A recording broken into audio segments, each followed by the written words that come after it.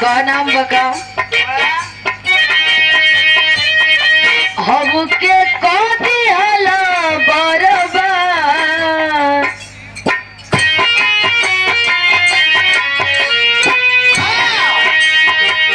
लेकिन दौलत की जौन भइल हमारा संगे आज का दौर का जौन हाल बा उहे दर्शावतिया। लेकिन अब जौन हमारा साथे कैला दूसरा से मत करी हो, काहे कि हर जगह हम ही ना मिलो। दूसर अवसर दिखा दी कहे का हमके कोती हला बरबार दूसरा पे करो दया। बोला तो बेस बढ़ावा है भाई, बेस बढ़ावा बेस।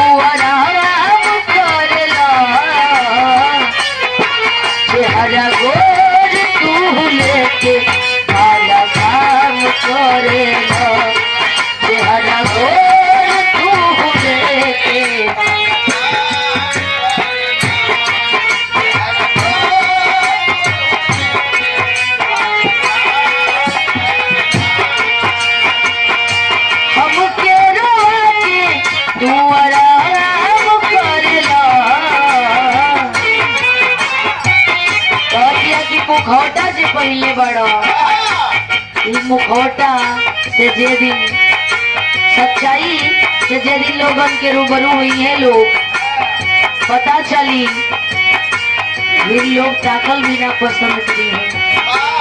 खाली चेहरा गोर रहला से मुखौटा पहनला से ना होई, मन के मई भी धोके रखे के चाहिए।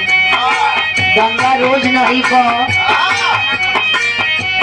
ओसे कोनो फायदा नहीं है जब तक कि मन का मैल ना धोआ जाए। साथ रहो के कोती हला बरबार दूसरा पे करो दया। दूसरा पे करो दया।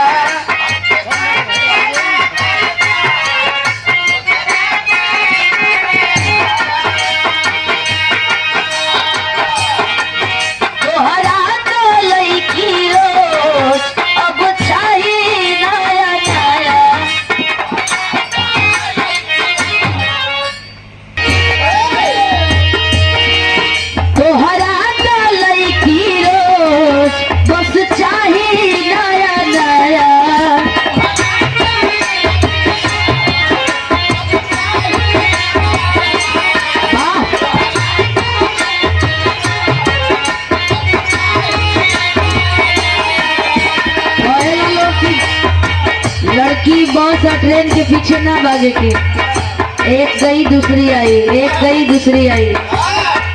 36 जाएगी 36 आएगी, बेवकूफ हो।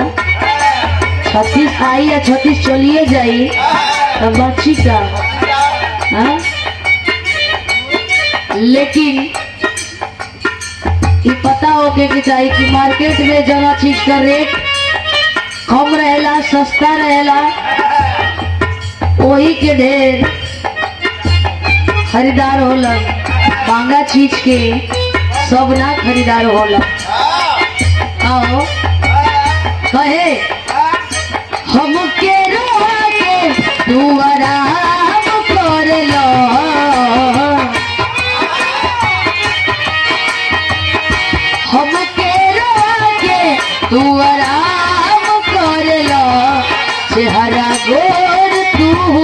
के काला काम करेला चेहरा गोर तू लेके।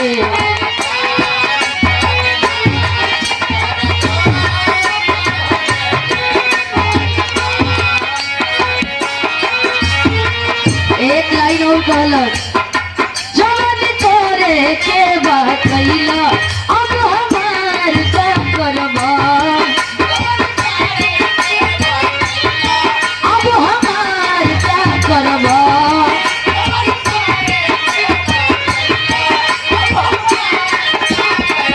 कॉलेज की जोर करे के रहे तो उनका लिया अब तोरा से रोमा ना टेढ़ो कहे का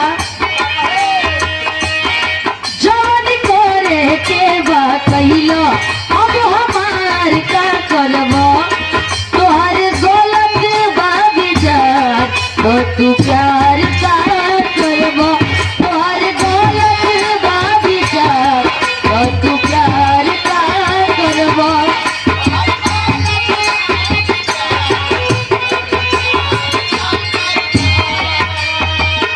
भैया महफिल में हमके बदनाम करला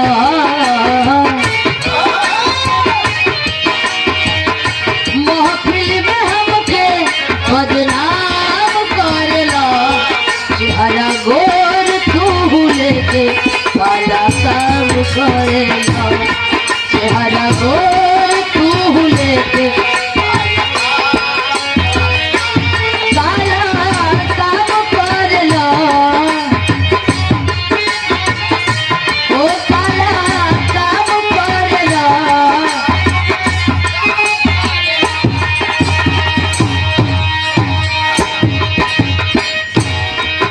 एक लाइन और लेके कहलस तो के भूले खातिर बाबू मनोज भैया तो के भूले खातिर बाबू प्रयास जारी बा प्रयास जारी बा।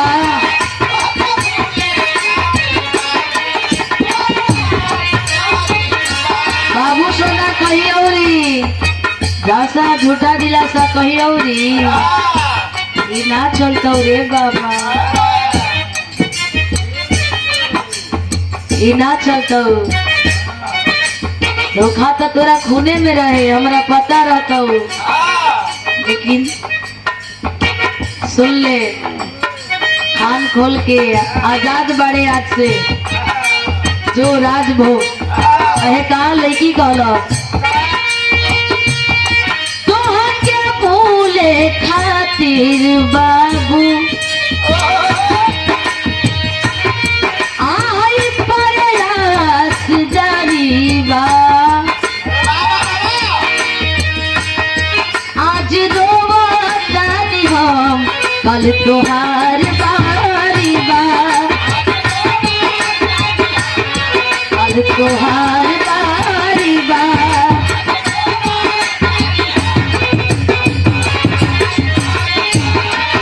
अभी जी कॉलेज की आज हम रोवा तानी नो कल तोर आंसू पोछे वाला कोई ना मिलता फुट फुट के रोता हूँ बाबू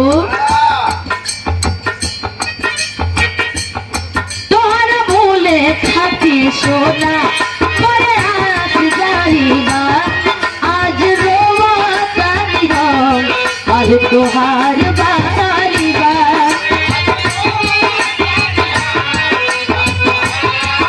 और बढ़िया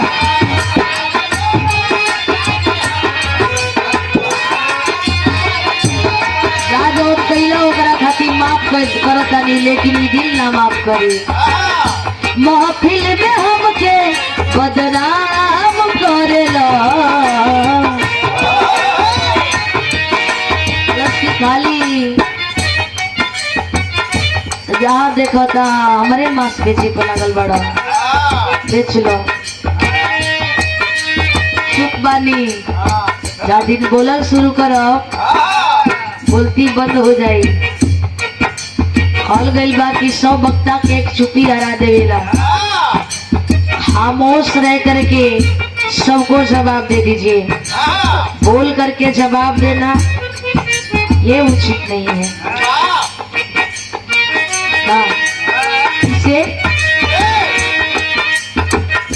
महफिल में हमके बदनाम कर लो, महफिल में हमके बदनाम कर लो, हरा गोर तू लेके काला काम करे